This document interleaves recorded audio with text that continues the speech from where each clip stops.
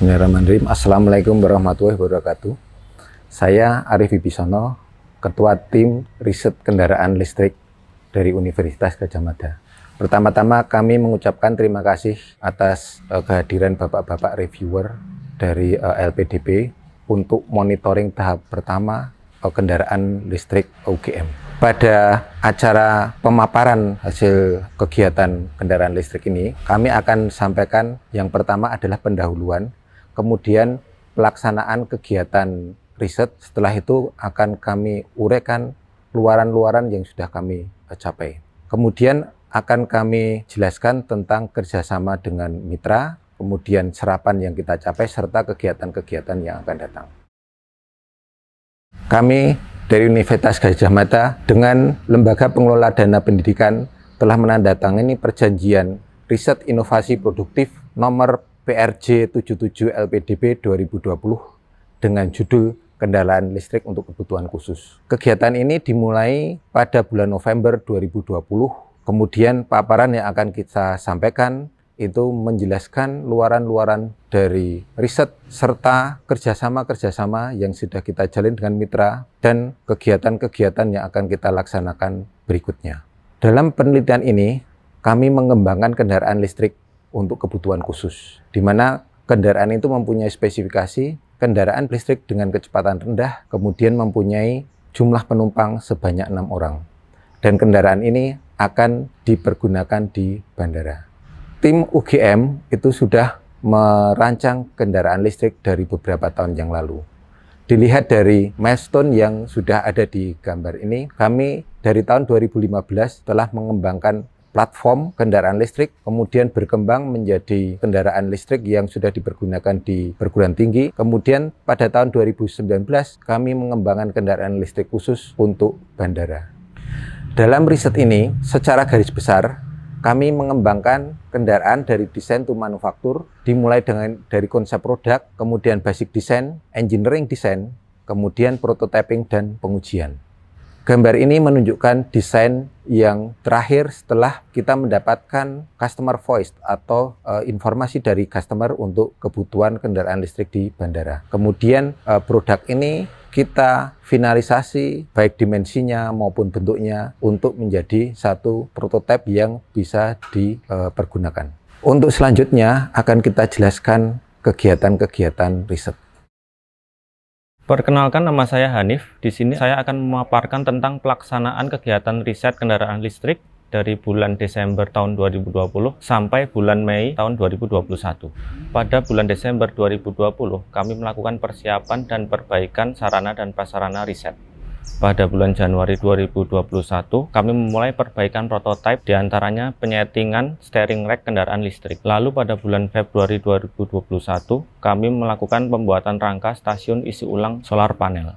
Pada bulan Maret 2021, kami melakukan perbaikan prototipe dan prasarana seperti pembuatan armrest jok, pemasangan keramik untuk workshop, pembuatan ruang oven, dan pembuatan rak workshop.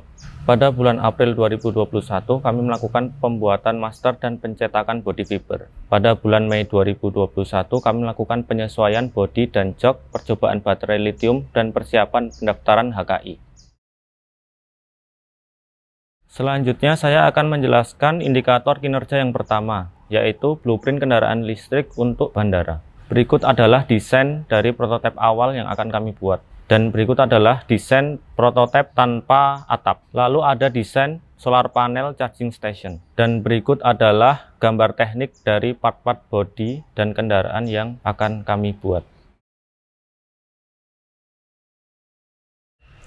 Indikator kinerja 2, prototipe lengkap kendaraan listrik untuk bandara. Di belakang merupakan contoh produk jadi kendaraan listrik untuk bandara, sedangkan persis di belakang saya merupakan chassis yang akan digunakan untuk kendaraan listrik. Kendaraan listrik ini sudah perbaikan untuk penyesuaian steering rack di kendaraan. Selanjutnya, pembuatan cover dashboard kendaraan, lalu pemasangan plat lantai kendaraan. Pembuatan rangka jok dan jok tempat mobil, sesuai dengan produk jadi yang sudah dilakukan. Selanjutnya adalah pembuatan armrest jok kendaraan. Selanjutnya, untuk pembuatan bodi dari kendaraan listrik menggunakan fiber. Pemasangan dan penyetingan bodi dan jok kendaraan pada kendaraan listrik seperti yang sudah terpasang di produk jadi. Pembuatan bodi kendaraan menggunakan fiber. Lalu berikut adalah contoh lengkap kendaraan mobil listrik untuk bandara, dan di belakang saya merupakan chassis yang akan digunakan untuk kendaraan listrik. Dan selanjutnya prototipe ini dapat menggunakan sistem charging melalui solar panel atau surya panel. Baiklah, berikut akan kami sampaikan hasil pengujian prototipe lengkap dari kendaraan listrik untuk bandara. Yang pertama, kami melakukan pengujian pada chassis yang berguna untuk menahan beban dari kendaraan listrik. Pada pengujian ini, kami mendapatkan hasil bahwa terjadi deformasi terbesar di bagian tengah chassis sebesar kurang lebih 3,5 mm. Sedangkan untuk tegangan terbesar terjadi pada bagian sambungan dengan nilai sebesar 40 MPa. Lalu, kami juga melakukan pengujian terhadap performa ketika menggunakan baterai AC. Berikut hasilnya.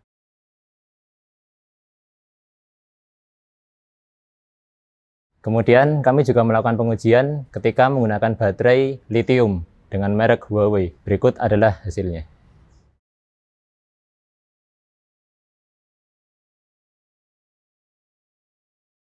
Setelah prototipe jadi dan sudah melakukan pengujian, selanjutnya kami memasuki indikator kinerja 4, yaitu perbaikan prototipe lengkap kendaraan listrik untuk bandara. Perbaikan yang dilakukan terdapat di bodi dan platform. Bodi bumper depan sudah mengalami perbaikan untuk penggantian ban dari mobil kendaraan listrik. Selanjutnya, perbaikan di suspensi. Karena penggunaan ini berpenumpang 6 orang dan membawa barang dari penumpang, maka perbaikan suspensi yang dilakukan adalah menambah kekuatan dari suspensi kendaraan mobil listrik.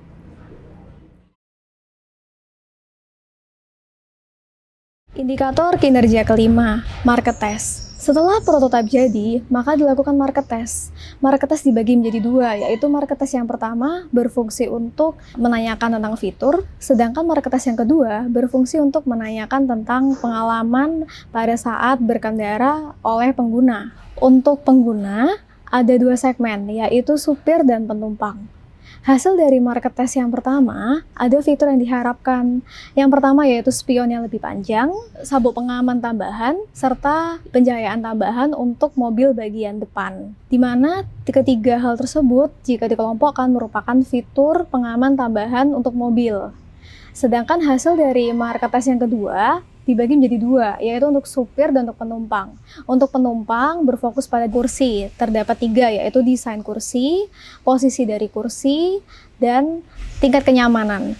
Sedangkan untuk supir, ada responsiveness dalam menekan gas, responsiveness dalam berjalan, responsiveness dalam berbelok, responsiveness dalam parkir, dan fitur penunjang tambahan untuk pengaman. Selanjutnya, saya akan menjelaskan mengenai komersialisasi kendaraan listrik dan juga bisnis plan.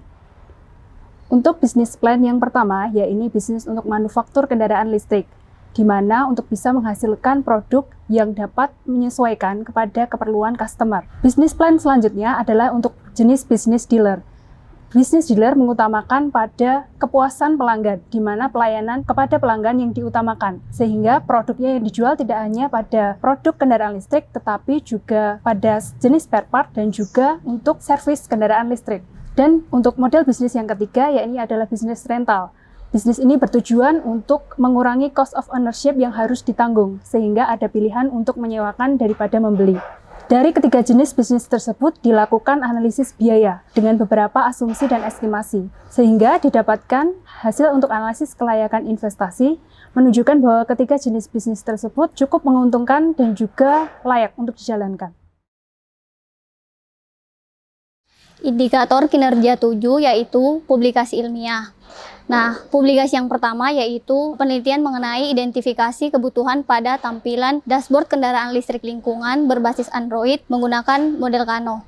Pada penelitian ini dibuat sebuah dashboard berbasis Android, di mana metode pengiriman data dari instrumen kendaraan listrik lingkungan menggunakan metode pengiriman data tanpa kabel, yaitu menggunakan Wi-Fi. Nah, bertepatan dengan hari ini, paper ini dipublikasikan dan dipresentasikan di National Conference on Industrial Engineering yang diadakan oleh Fakultas Teknik Universitas Sumatera Utara.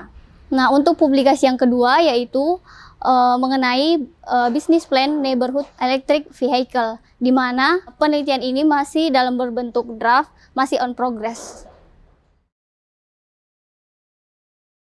Selanjutnya adalah indikator kinerja yang ke-8, yaitu publikasi media massa. Kendaraan listrik kami telah berkesempatan dikenalkan kepada masyarakat melalui beberapa kegiatan, seperti public launching kendaraan bermotor listrik dan sepeda bersama.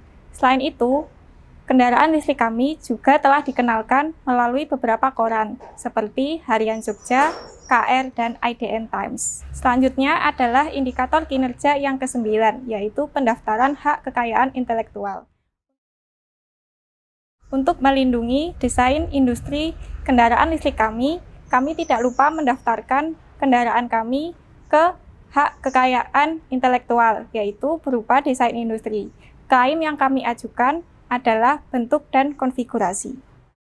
Di sini kami akan menjelaskan peran dan kontribusi mitra. Ada beberapa peran dan kontribusi mitra yang kami kelompokkan pada beberapa indikator. Ada di 7 indikator dari 10 indikator yang kami jadikan luaran. Yang pertama, untuk indikator pembuatan blueprint. Di sini kami mendapatkan bantuan dari mitra perusahaan tool maker. Dia memberikan bantuan tenaga-tenaga pendesainan dari CAD maupun untuk manufakturnya. Kemudian untuk prototyping, mitra memberikan peran yang sangat besar dalam pembuatan cetakan bodi maupun baik itu bodi bagian depan maupun bagian belakang, serta memberikan bantuan yang cukup besar dalam pembuatan jig dan fixturing untuk komponen-komponen sasis. Kemudian dalam pengujian, mitra memberikan informasi-informasi apa yang harus diuji untuk kendaraan tersebut, sehingga kita akan lebih mudah menentukan apa yang harus diuji sehingga akan memenuhi kebutuhan dari konsumen. Kemudian dalam perbaikan-perbaikan, mitra juga memberikan informasi-informasi perbaikan-perbaikan setelah kendaraan tipe pertama kita selesaikan. Setelah itu, dalam tes pasar, mitra juga memberikan informasi-informasi, masukan-masukan yang nanti untuk perbaikan dari prototipe. Selanjutnya untuk model bisnis, mitra memberi saran-saran, memberikan gambaran kepada tim model bisnis apa yang kira-kira bisa diterima di industri-industri, sehingga bisa memberikan potensi untuk dikerjasamakan. Selanjutnya untuk bidang publikasi, mitra memberikan fasilitas yang bisa didokumentasikan untuk laporan dari penelitian ini. Selanjutnya laporan dari serapan dana yang sudah kita dapatkan. Dari 100% dana yang sudah kita dapatkan, 60% sudah ditransfer pada tahap pertama. Untuk kebutuhan personel kita sudah habiskan 20%, sedangkan untuk kebutuhan biaya langsung non-personel sebanyak 24%. Untuk biaya tidak langsung sebanyak 1%, sedangkan untuk PPN ada 5%. Total serapannya 32%. Ada satu serapan yang belum bisa kita laksanakan, yaitu untuk pengadaan mesin CNC dengan 5 aksis. Serapannya sebesar 34%, dan itu masih tertunda karena permasalahan di bagian pengadaan serta masalah pendanaan. Selanjutnya setelah monitoring saat ini adalah menyelesaikan pembuatan prototipe 2 unit, kemudian menyelesaikan pengujian kendaraan, kemudian menyelesaikan perbaikan dari prototipe yang ada sekarang, serta menyelesaikan survei dari konsumen. Selanjutnya untuk bisnis plan, kita mencoba untuk mengembangkan bisnis plan sehingga kita bisa mendapatkan kerjasama dengan mitra-mitra industri. Selanjutnya adalah menyelesaikan publikasi jurnal maupun publikasi berupa video publikasi, serta mendaftarkan HAKI.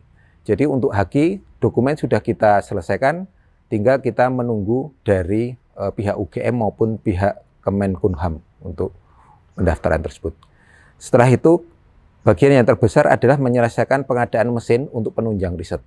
Ada 2 mesin utama untuk penunjang riset, yaitu mesin CNC router 5 aksis, yang harus diselesaikan pada tahap ini, tapi kita harus tertunda. Kemudian mesin flame cutting. Dua-duanya mesin tersebut sangat membantu pekerjaan kita. Dengan belum adanya kedua mesin tersebut pada saat ini, beberapa riset itu bisa dilakukan berminggu-minggu ataupun bahkan berbulan-bulan. Tapi dengan adanya mesin ini, diharapkan pelaksanaan riset bisa lebih cepat, mungkin hanya dalam hitungan minggu ataupun hanya dalam hitungan bulan. Demikian laporan dari kami. Terima kasih atas perhatiannya.